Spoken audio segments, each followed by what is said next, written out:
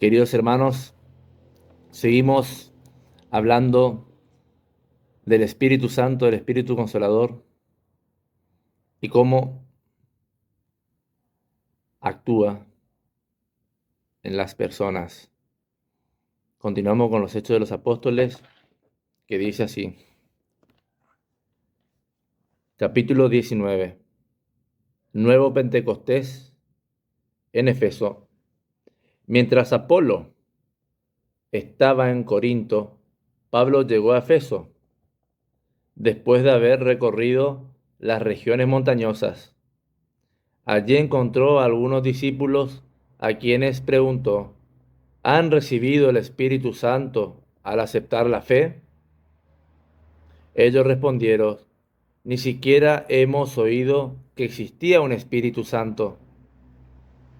Él les dijo: pues, ¿qué bautismo han recibido? Ellos respondieron: el bautismo de Juan.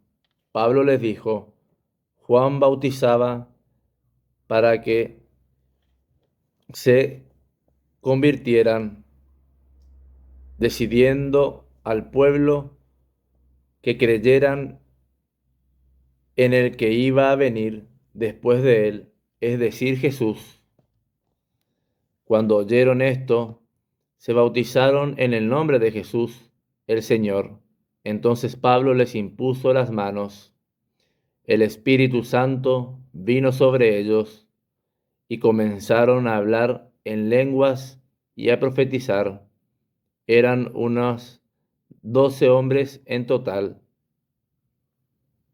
Pablo en Efeso.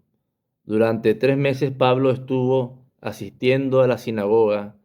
Allí hablaba del reino de Dios con gran valentía, convenciendo a los que discutían con él. Pero como algunos se resistían, se negaban a creer y hablaban mal del camino cristiano delante de los demás, Pablo se apartó de ellos.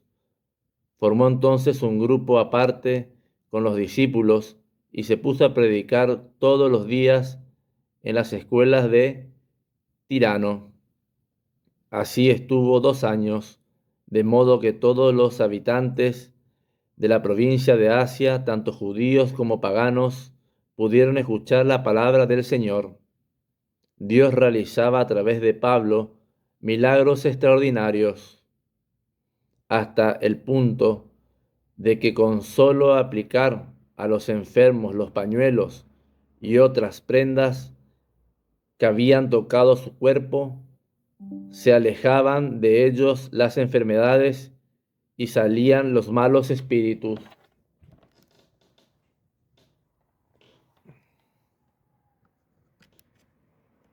Perdón. Unos exorcistas judíos itinerantes intentaron invocar también ellos el nombre de Jesús, el Señor, sobre los que tenían malos espíritus. Decían: por Jesús a quien Pablo predica, les ordeno salir. Los que así actuaban eran 7 hijos de un sacerdote judío llamado Esceva. Pero el espíritu malo les contestó: conozco a Jesús y sé quién es Pablo, pero ustedes, ¿quiénes son? Entonces el hombre, poseído por el espíritu malo, se arrojó sobre ellos, agarró a uno y a otros y los sacudió de tal forma que tuvieron que huir de aquella casa desnudos y maltrechos. El hecho se divulgó sobre todos los habitantes de Efeso, judíos y griegos. Un gran temor se apoderó de todos ellos y crecía el respeto hacia el nombre de Jesús el Señor. Muchos de los que habían creído venían a confesar públicamente sus prácticas de magia, y bastantes de los que habían ejercido la magia tenían sus libros y los quemaban delante de todos. Unas 50.000 monedas de plata se calculó que valían. Tal era la fuerza con que se extendía y se confirmaba la palabra del Señor. el motín de los orfebres. Después de esto, Pablo tomó la decisión de ir a Jerusalén, pasando por Macedonia y Acaya. Pensaba, después de estar allí, debo visitar también Roma. Envió 2 de los que lo ayudaban a Macedonia, Timoteo y Erasto, y él quedó todavía algún tiempo en la provincia de Asia. Por entonces, a causa del camino cristiano, se produjo un gran revuelto. Un tal Demetrio, un orfebre que fabricaba en plata reproducciones del templo dedicado a la diosa Artemisa y proporcionaba a los artesanos buenas ganancias, reunió a estos y a los demás del mismo oficio y les dijo: ustedes saben bien que este trabajo es la causa de nuestro bienestar. Pero como pueden ver y oír, ese Pablo ha logrado convencer a muchos, no solo en Efeso, sino en casi toda la provincia de Asia, de que no son dioses lo que se fabrican con las manos. Corremos el peligro no solo de que nuestro oficio se desprestigie, sino también de que se pierda el respeto al templo de la gran Artemisa y de que venga a arruinarse la majestad de ella, a quien venera toda la provincia de Asia y todo el mundo. Al oír esto, se enardecieron y comenzaron a gritar: ¡Grandes Artemisa de Efeso! El desorden se extendió por toda la ciudad, que se dirigió en masa hacia el teatro, llevando por la fuerza a los macedonios Gallo y Aristarco, compañeros de Pablo. Pablo quería presentarse ante el pueblo, pero los discípulos no se lo permitieron. Incluso algunos que ocupaban altos cargos en la provincia de Asia, que eran amigos de Pablo, le mandaron aviso rogándole que no fuera al teatro. Cada uno gritaba una cosa. La asamblea estaba sin control y la mayoría no sabía que se habían reunido. Empujado por los judíos, salió de entre la multitud un tal Alejandro, el cual hizo señas con las manos, dando a entender que quería hablar al pueblo. Pero en cuanto supieron que era judío, se pusieron todos a gritar durante casi 2 horas: ¡Grandes Artemisa de Efeso!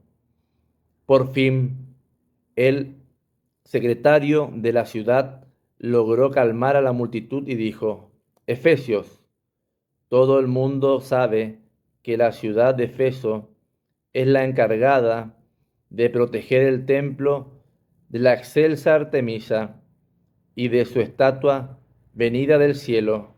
Como esto es innegable, conviene que se calmen y no actúen con precipitación.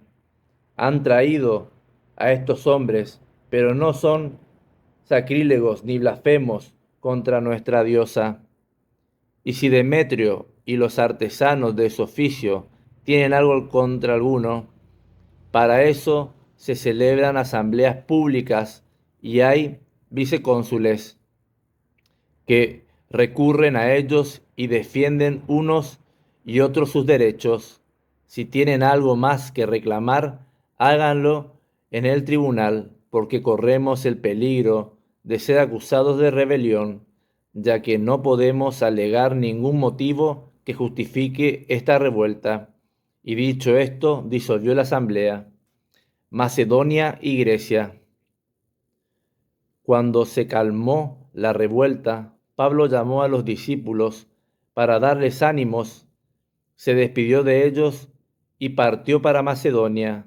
Después de recorrer aquellas regiones animando a los fieles con largas exhortaciones, llegó a Grecia, donde estuvo 3 meses. Cuando iba a embarcarse para Siria, los judíos conspiraron contra él, en vista de lo cual decidió regresar por Macedonia. Lo acompañaban Sópater, hijo de Primo de Berrea, Aristarco y Segundo de Tesalónica, Gallo de Derbe y Timoteo, Tiquio y Tirofimo de la provincia de Asia. Estos se adelantaron y nos esperaron en Tiroade. Nosotros nos embarcamos en Filipos después de la fiesta de los panes sin levadura, y al cabo de 5 días los alcanzamos en Tiroade, donde nos detuvimos 7 días. Resurrección de Eutoquio.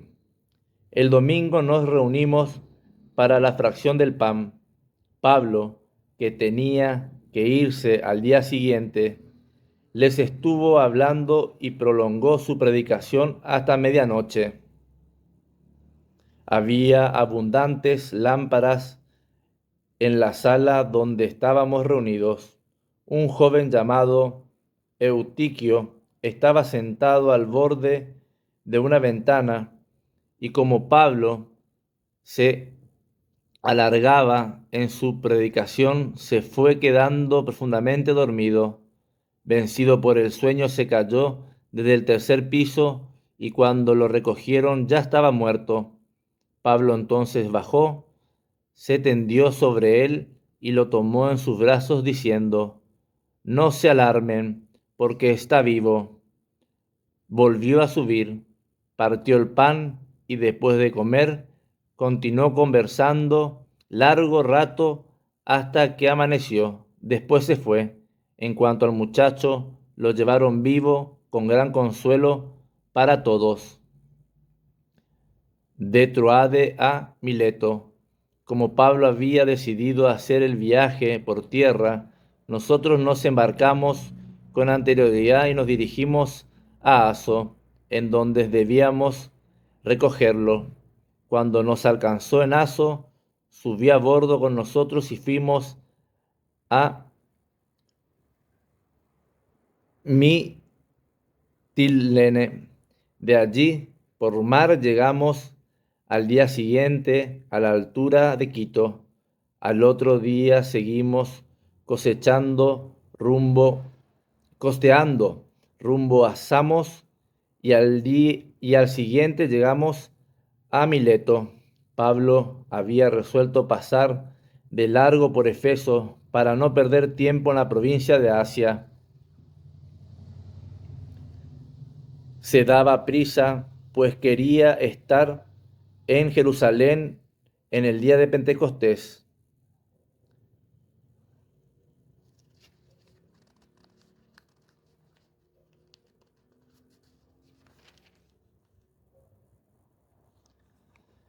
Viaje hacia Jerusalén. Cuando nos separamos de los hermanos, nos embarcamos y fuimos directo a Cos. Al día siguiente a Rodas, y de allí a Pátara.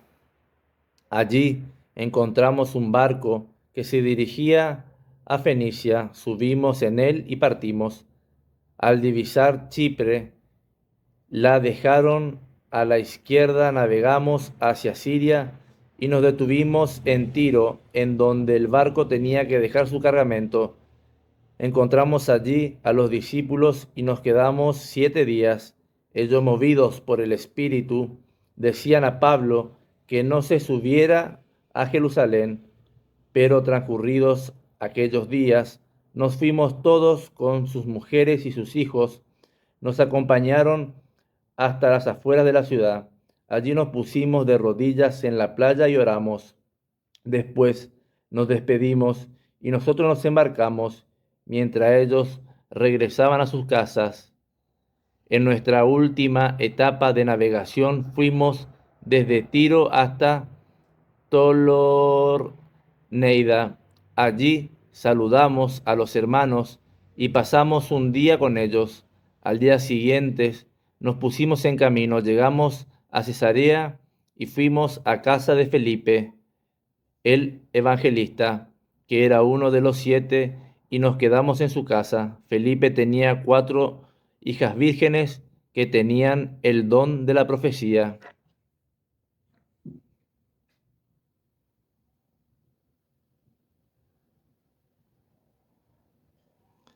La predicción de Agabo.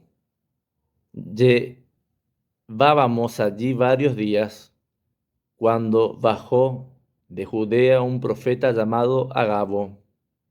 Se presentó ante nosotros y tomando el cinturón de Pablo, se ató los pies y las manos, diciendo: Esto dice el Espíritu Santo: así atarán en Jerusalén los judíos al hombre a quien pertenece este cinturón, y lo entregarán en manos de los paganos.